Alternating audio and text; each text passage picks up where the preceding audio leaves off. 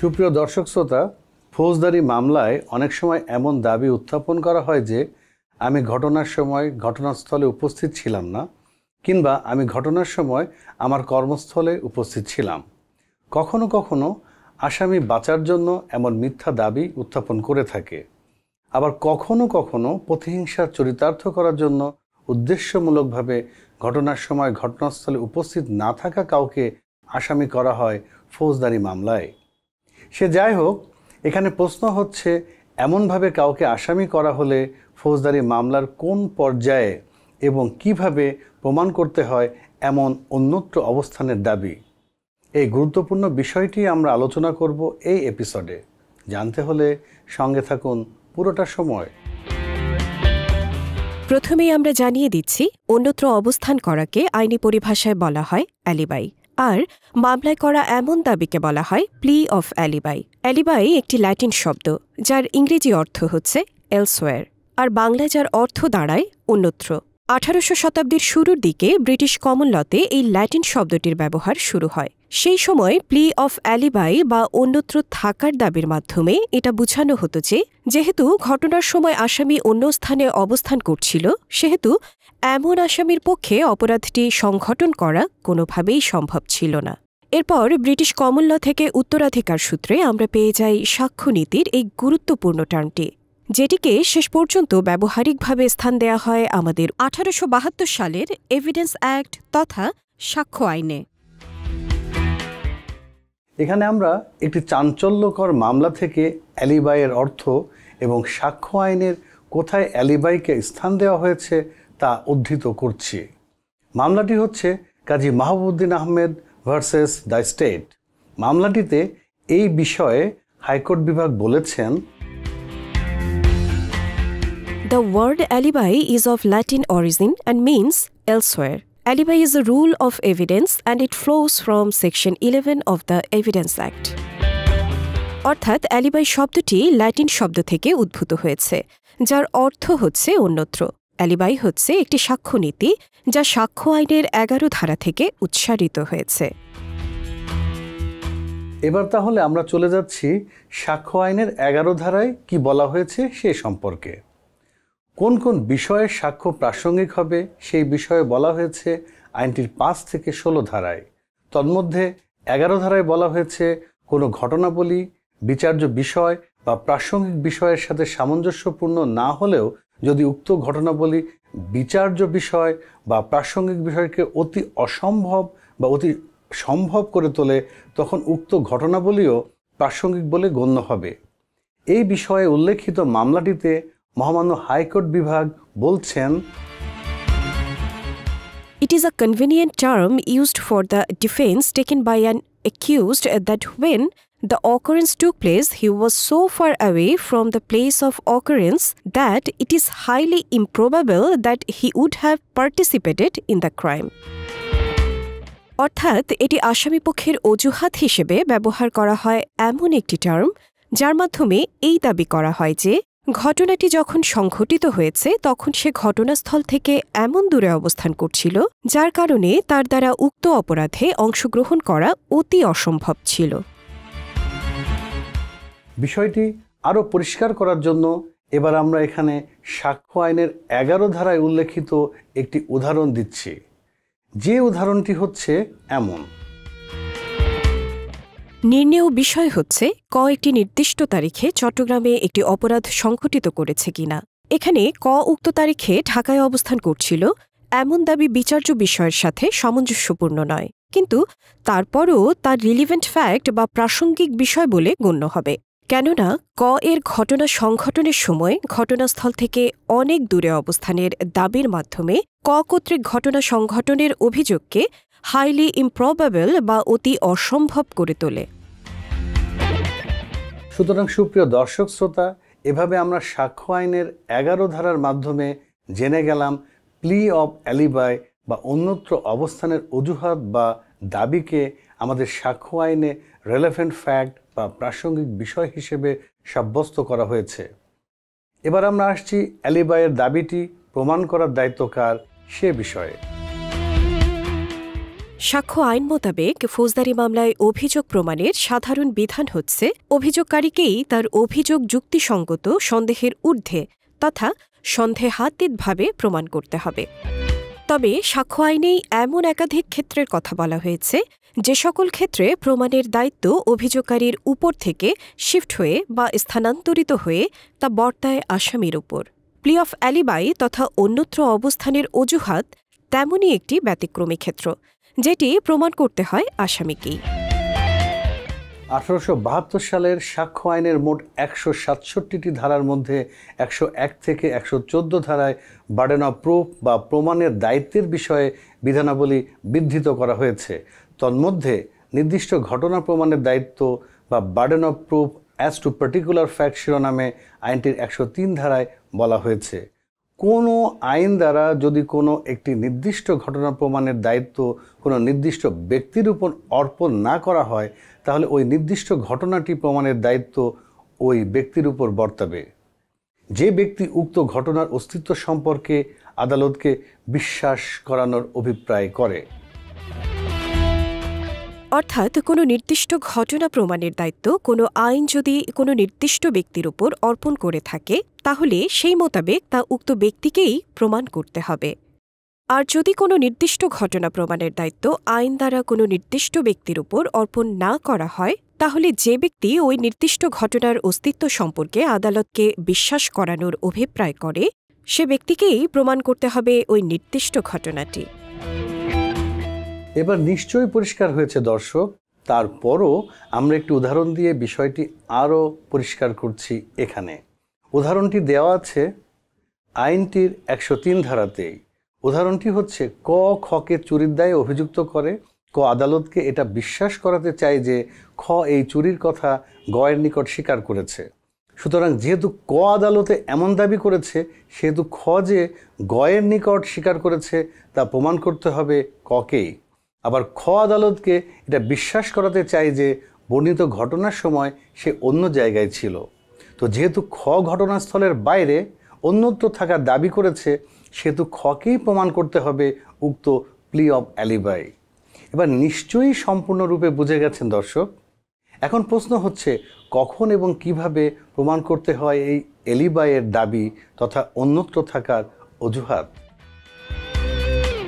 আমরা জানি যে একটি ফৌজদারি মামলার থাকে 3টি স্টেজ বা ধাপ, যথা প্রি ট্রায়াল, ট্রায়াল এবং পোস্ট ট্রায়াল স্টেজ। বাংলায় বলা যেতে পারে প্রাক বিচার, বিচার এবং বিচার পরবর্তী ধাপ।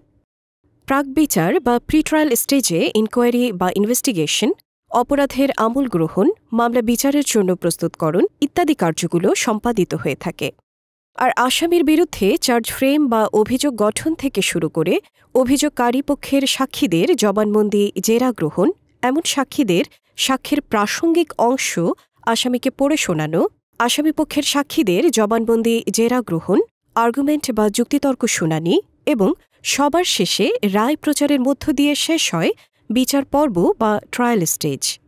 আর আপিল রিভিউ হচ্ছে পোস্ট ট্রায়াল স্টেজ বা বিচার পরবর্তী ধাপের অন্তর্গত ফৌজদারি মামলার শেষ ধাপ, যে ধাপে একটি ফৌজদারি মামলা চলে যেতে পারে সর্বোচ্চ আদালতে তথা বাংলাদেশ সুপ্রিম কোর্টের মহামান্য আপিল বিভাগে। যাই হোক, বিচারের শুরুতে চার্জ গঠনের পর প্রথমে সাক্ষী উপস্থাপন করে থাকে অভিযোগকারী পক্ষ, যে পক্ষকে অভিহিত করা হয় রাষ্ট্রপক্ষ বা প্রসিকিউশন হিসেবে। রাষ্ট্রপক্ষের সাক্ষীরা জবানবন্দি দেওয়ার পর আসামি পক্ষ থেকে জেরা করা হয় উক্ত সাক্ষীদের। এভাবে একজন দুজন করে একসময় শেষ হয়ে যায় রাষ্ট্রপক্ষের সাক্ষী উপস্থাপন পর্ব। সাক্ষীর জবানবন্দি ও জেরাকে আইনি ভাষায় বলা হয় এক্সামিনেশন অব উইটনেস বা সাক্ষীর পরীক্ষা। ফৌজদারি মামলায় রাষ্ট্রপক্ষ বা প্রসিকিউশন পক্ষের সাক্ষীদের বলা হয় প্রসিকিউশন উইটনেস, সংক্ষেপে বলা হয় পিডব্লিউ। সাক্ষীর পরীক্ষা সংক্রান্ত বিধানাবলী বিধৃত করা আছে সাক্ষ্য আইনের 135 থেকে 166 ধারায়। রাষ্ট্রপক্ষের সাক্ষীদের সাক্ষ্য গ্রহণ শেষ হওয়ার পর উক্ত সাক্ষীদের সাক্ষ্যের মধ্যকার ইনক্রিমিনেটিং এভিডেন্স তথা দোষী সাব্যস্ত করার মতো সাক্ষ্যগুলো পড়ে শোনানো হয় আসামিকে। উদাহরণ দিয়ে দেখাচ্ছি বিষয়টি। দেখুন, রাষ্ট্রপক্ষের 1 নং সাক্ষী বলেছে ঘটনার সময় আপনি তার মাথায় লাঠি দিয়ে আঘাত করেছেন। 2 নং সাক্ষী বলেছে তিনি চিৎকার শুনে ঘটনাস্থলে গিয়ে আপনাকে লাঠি হাতে পালিয়ে যেতে দেখেছেন। এরপর আসামিকে জিজ্ঞাসা করা হবে, আপনি কি কোনো সাফাই সাক্ষী পরীক্ষা করবেন এবং আপনি কি কোনো কাগজপত্র দাখিল করবেন? এই বিধানটির তাৎপর্য হচ্ছে আসামি যাতে তার বিরুদ্ধে দোষী সাব্যস্ত করার মতো সকল সাক্ষ্য সম্পর্কে সম্যক অবগত থাকে এবং সে অনুযায়ী নিজেকে ডিফেন্ড বা রক্ষা করতে পারে। এই প্রক্রিয়াটা সম্পূর্ণ করা হয় ফৌজদারি কার্যবিধির ৩৪২ ধারার বিধান মোতাবেক। সংক্ষেপে যেই প্রক্রিয়াকে বলা হয় এক্সামিনেশন অফ অ্যাকিউজড বা আসামির পরীক্ষা। আদালতাঙ্গনে এই প্রক্রিয়াটি বহুল প্রচলিত ধারাটির ইংরেজি নামেই, অর্থাৎ 342। তো আসামির যদি প্লি অফ অ্যালিবাই থাকে তাহলে আসামি আদালতের এমন জিজ্ঞাসায় হ্যাঁ সূচক দাবি করত সাফাই সাক্ষী উপস্থাপন করবে মর্মে জ্ঞাপন করে। তখন অ্যালিবাই প্রমাণের নিমিত্ত সাফাই সাক্ষী উপস্থাপনের জন্য তারিখ ধার্য করা হয়। উক্ত ধার্য তারিখ বা তারিখসমূহে আসামি তার অ্যালিবাই প্রমাণের জন্য সাফাই সাক্ষী বা কাগজপত্র উপস্থাপন করে থাকে। ফৌজদারি মামলায় আসামিপক্ষের সাক্ষীদের বলা হয় ডিফেন্স উইটনেস, সংক্ষেপে বলা হয় ডিডব্লিউ। আসামি বর্ণিত ঘটনার সময় যেখানে এবং যাদের সাথে অবস্থান করছিল বলে দাবি করে এই সময় সেই ব্যক্তি বা ব্যক্তিদের আদালতে উপস্থাপন করা হয়। সাথে যদি সমর্থিত কোনো লিখিত দলিলাদি বা কাগজপত্র থাকে ওই সময় সেগুলোও উপস্থাপন করা হয় আদালতে। আর এভাবেই প্রমাণ করা হয় প্লি অফ অ্যালিবাই। আমরা একটি উদাহরণ দিয়ে বিষয়টি আরও পরিষ্কার করছি। যেমন ধরা যাক আসামি ঢাকার একটি প্রাইভেট বিশ্ববিদ্যালয়ের এলএলবি অনার্সের ৮ম সেমিস্টারের ছাত্র। ঘটনার দিন ও সময় আসামি বিশ্ববিদ্যালয়টির আশুলিয়াস্থ স্থায়ী ক্যাম্পাসে জনৈক শিক্ষকের সাক্ষ্য আইনের একটি ক্লাসে উপস্থিত ছিল। কিন্তু আসামির বড় ভাইয়ের স্ত্রী তথা ভাবি আসামির বড় ভাই সহ তার মা, বাবা, বোন ও তার বিরুদ্ধে যৌতুকের দাবিতে মারধর করার অভিযোগে একই তারিখে ও সময় উল্লেখে কুমিল্লার বগুড়া থানার নারী ও শিশু নির্যাতন দমন আইনের ১১ গ ধারায় একটি মামলা দায়ের করে। নিঃসন্দেহে এটি মিথ্যা অভিযোগ যা অহরহই ঘটছে আমাদের দেশে। তো এই মামলাটি যদি শেষ পর্যন্ত বিচারে যায় তাহলে রাষ্ট্রপক্ষ তথা অভিযোগকারী পক্ষের সাক্ষী পরীক্ষা শেষ হওয়ার পর ফৌজদারি কার্যবিধির ৩৪২ ধারার বিধান মোতাবেক আসামির পরীক্ষাকালে যখন আসামিকে জিজ্ঞাসা করা হবে আপনি কি কোনো সাফাই সাক্ষী পরীক্ষা করবেন এবং আপনি কি কোনো কাগজপত্র দাখিল করবেন, তখন আসামিকে বলতে হবে জি আমি সাফাই সাক্ষী পরীক্ষা করব এবং কাগজপত্র দাখিল করব। এরপর সাফাই সাক্ষী পরীক্ষার জন্য ধার্য তারিখে আসামি ওই শিক্ষক, সহপাঠী কিংবা বিশ্ববিদ্যালয়ের সংশ্লিষ্ট অফিসিয়ালদের একজন বা একাধিক ব্যক্তিকে আদালতে সাক্ষী হিসেবে উপস্থাপন করবেন এবং উপস্থিত থাকার সমর্থনে অ্যাটেন্ডেন্স রেজিস্টার সহ অন্যান্য কাগজপত্র দাখিল করবেন। আর এভাবেই সেই ছাত্রকে প্রমাণ করতে হবে তার অ্যালিবাই বা অন্যত্র অবস্থানের অজুহাতটি। সুপ্রিয় দর্শক শ্রোতা, এখন আপনারা নিশ্চয়ই বুঝে গেছেন যে প্লি অফ অ্যালিবাই প্রমাণ করতে হয় রাষ্ট্রপক্ষ তথা প্রসিকিউশন পক্ষের সাক্ষী পরীক্ষা শেষে ফৌজদারি কার্যবিধির ৩৪২ ধারার প্রক্রিয়া সম্পন্ন হওয়ার পর। তবে এটা খেয়াল রাখতে হবে যে অ্যালিবাইয়ের দাবি মামলার শেষ দিকে প্রমাণ করতে হলেও যদি প্রকৃত অর্থেই কারো এমন দাবি থাকে তাহলে তাকে দাবিটা করতে হবে মামলা দায়েরের পর থেকেই। হুট করে মামলার মাঝপথে বা বিচারের কোনো পর্যায়ে এমন দাবি করা হলে আদালত তা বিশ্বাস নাও করতে পারেন। যেমন আমরা আইন শিক্ষার্থীর যে উদাহরণটি দিলাম সেখানে ওই আইন শিক্ষার্থীকে প্রি ট্রায়াল স্টেজে তার জামিন লাভের সময়ই তাকে দাবিটি প্রথম উঠাতে হবে। এরপর বিচারের শুরুতেই যখন চার্জ গঠন করা হয় সেই সময়েও তাকে দাবিটি চলমান রাখতে হবে এবং শেষে ৩৪২ ধারার প্রক্রিয়া সম্পন্নের পর ওই আইন শিক্ষার্থীকে তা প্রমাণ করতে হবে বিধি মোতাবেক। এই বিষয়ে দ্য স্টেট ভার্সেস কাজী মাহবুবউদ্দিন আহমেদ মামলায় মহামান্য আপিল বিভাগ উইলিয়াম উইলস এর দ্য প্রিন্সিপালস অব সার্কামস্টেন্সিয়াল এভিডেন্সের ২৭৯ থেকে ২৮০ পৃষ্ঠা উদ্ধৃত করে বলেছেন,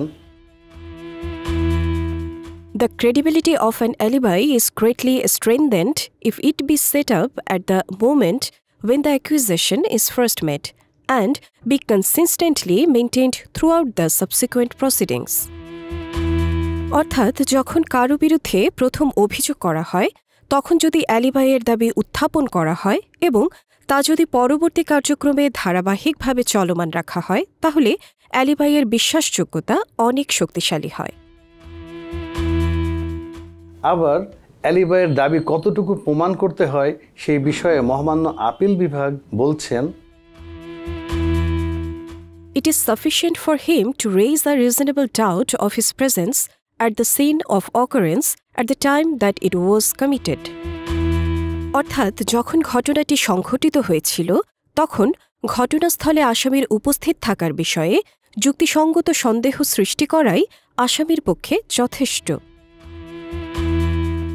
এবার নিশ্চয়ই পরিষ্কার হয়ে গেছেন দর্শক, তবে এখানে আরও একটি বিষয় উল্লেখ করতে চাই আমরা, আর সেটি হচ্ছে অনেক সময় দেখা যায় বিচারের শুরুতে যখন চার্জ বা অভিযোগ গঠন করা হয় তখন অ্যালিবাইয়ের ভিত্তিতে অভিযুক্তকে ডিসচার্জ বা অব্যাহতির আবেদন দাখিল করা হয়, কিন্তু চার্জ গঠনের পর্যায়ে অ্যালিবাইয়ের দাবি গ্রহণ করার সুযোগ নেই, কেননা সাক্ষ্য প্রমাণ ব্যতীত ওই পর্যায়ে অ্যালিবাইয়ের দাবি প্রমাণ করা সম্ভব নয়। আবার অনেক সময় দেখা যায় মামলার তদন্তকালে তদন্তকারী কর্মকর্তাগণ অ্যালিবাইয়ের দাবির ভিত্তিতে আসামি বা আসামিদের অভিযোগ থেকে অব্যাহতি প্রদানের সুপারিশ করে থাকেন, কিন্তু আমাদের উচ্চ আদালত এই বিষয়ে একাধিক মামলায় এমন সিদ্ধান্ত প্রদান করেছেন যে তদন্তকারী কর্মকর্তাগণ অ্যালিবাইয়ের দাবি বিবেচনা করতে পারবেন না এবং এটা বিবেচনা করবে একমাত্র আদালত। সুপ্রিয় দর্শক শ্রোতা, আমরা চলে এসেছি এপিসোডটির একেবারে শেষের দিকে। আমরা আশা করি এপিসোডটির মাধ্যমে আপনারা অ্যালিবাইয়ের মতো গুরুত্বপূর্ণ সাক্ষ্য নীতি সম্পর্কে লাভ করেছেন একটি স্পষ্ট ও বিস্তারিত ধারণা। বিদায় নিচ্ছি আমরা এখানেই। সবাই নিরাপদ থাকুন আর যুক্ত থাকুন ল টিউব বিডির সঙ্গে আমাদের শ্রান্তিহীন পথ চলায়।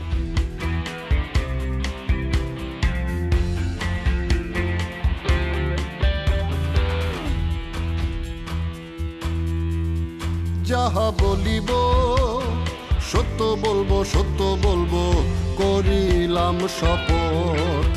যাহা বলিব সত্য বলবো, সত্য বলবো, করিলাম শপথ।